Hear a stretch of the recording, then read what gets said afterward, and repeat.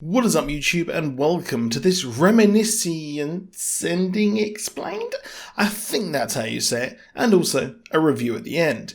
This is the latest project from some of the people behind Westworld, such as Lisa Joy, who wrote and directed it, and it's also produced by Jonathan Nolan, which tells you exactly how insane this movie will be.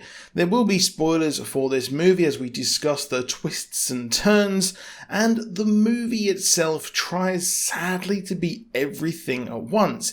It wants to be a highbrow memory adventure like Inception, presented like a cerebral story like Westworld, while attempting to tell a modern tale and take on the noir stories of the 30s, sprinkled with some Hugh Jackman action, but never quite nails any of them. It's not quite particularly bad, it's not a really bad movie, and I can't fault it for trying something new, and it looks gorgeous with the trademark Westworld look. It's just the fact that it is highly convoluted, and by the end you just think, wait, why did anyone do any of these things in this movie at all? It just felt kind of, a bit odd. The only one really with any proper motivation was Sebastian, the son of the land baron. Now, in the future, which is never explained why the world is flooding, I presume it's probably climate change, we have a world set after a war, which I would presume is part of a war for resources, which is so very, very kind of being warned about at the moment. And Miami is flooded, looking like some sort of slumlord noir Venice, and the problem with the movie here for me is that it never really dials in to the noir. It does all the Westworld looking at the technology and things like that. We never actually see them do like a noir detective inside this. It's all Hugh Jackman talking to himself over the voiceover while walking around. Now, the war that took place is pretty brutal, and we meet two veterans, Nick and Watts. They are technicians on a device that recovers memories, so you can walk around it like a 3D projector. Now, they actually had this machine in the war as some sort of torture device as well, which sounds harrowing. And I imagine that Nick and Watts did actually start to use that in the whole war as well. Now, Nick runs the place with Watts, who is an alcoholic and deep down wants to find and make amends with her daughter. It did give me major Battle Angel Alita vibes, but that's just the start of the movie. The similarities very, very sharply drop off as the story kicks in.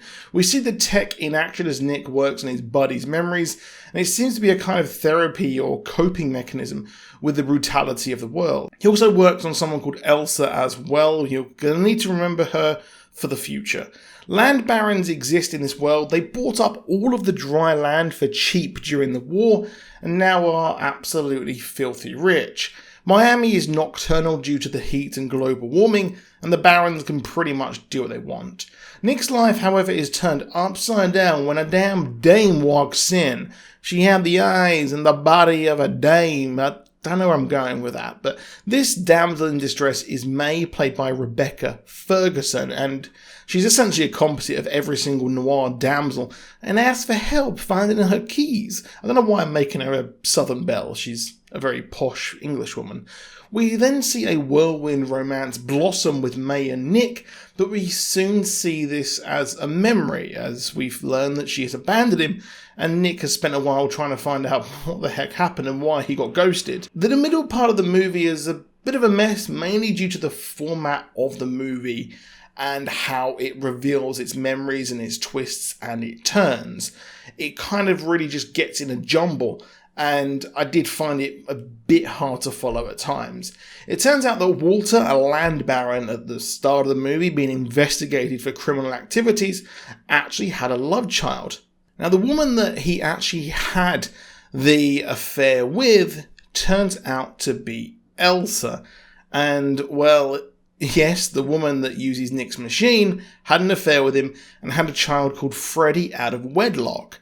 His wife kind of sort of knew, but on his deathbed he wanted to make amends with her and finds his son, except there's one major problem. Walter's son Sebastian didn't want this. He didn't want to have to share his inheritance with Freddie, so he hires Cyrus, a actual real horrible piece of work, a bent cop who worked with St. Joe, and this guy Cyrus has been hired to not only kill her, but also Freddie, and also steal a memory of Elsa's from Nick's vault. Enter May. Now, throughout the movie, Nick has been seeing visions of her in memories and connects her to St. Joe, a New Orleans criminal, while doing freelance work for the DA. He heads to St. Joe to find her, but we learn that she stole his drugs and has no idea where she went. We learn how May was actually a drug addict, and in Watt's memory, we see her steal the memory from the vault, but he has no idea why. He thinks that this has all been done by the land baron Walter, but all of the images and the memories we see of Cyrus were actually after Walter had died. Now, he's attacked trying to find May, and we learn that this guy who attacked him was actually Cyrus, and goes back to take him on after learning who exactly he is.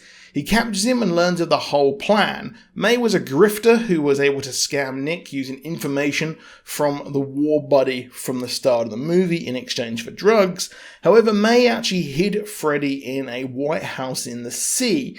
Clues of Freddie and the house were laid very early on in the movie, and she hid the clues by talking directly in Cyrus's memory to Nick, knowing that, well, he would probably follow her and find out everything by getting his memories so that, well, this happens. She would then kill herself because she didn't want anyone to find out where Freddie actually was, lest he be killed.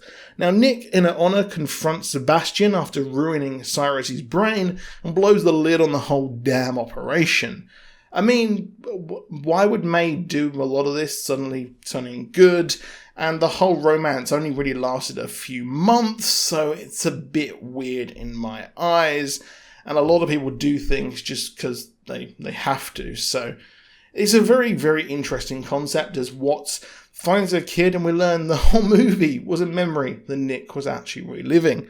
Overall, the movie did have a lot of potential. I love the look of it and the noir feel, but it didn't go into things. We saw the sunken city, which could have been pretty cool if we went more into that, but they just went to New Orleans and came back and did a few other things and it was resolved. So yeah, not a terrible movie. I don't think it's as bad as everyone is saying, because I do respect what they were trying to do, and I'm a bit biased because I love Westworld. But that is it for this video. Let me know what you think of the movie down below. What's your thoughts on it? Please do drop a like if you enjoyed the video. Helps us out massively. And subscribe with notifications on. And I'll see you soon, and goodbye.